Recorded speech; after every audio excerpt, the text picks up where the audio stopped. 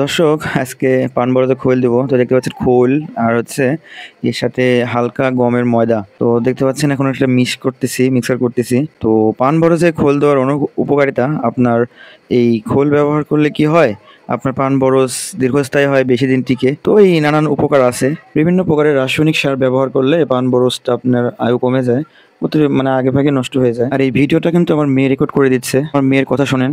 আব্বু কি করছো? এই যে আব্বু খোল মিশাচ্ছি। তো শুনতে পেলেন আমার মেয়ের কথাও, ও কিন্তু অনেক ছোট। তো এই খোলগুলো মেশানো প্রায় শেষের দিকে।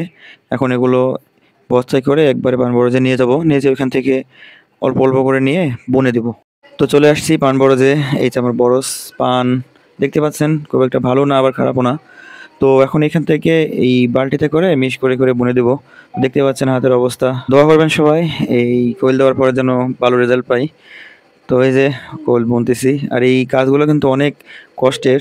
আর এই দিন অনেক গরম ছিল। তো এই হলো অবস্থা, খোল বোনা শেষ হয়ে গেছে। দেখতে পাচ্ছেন কি পরিমাণে খোল বুনছি।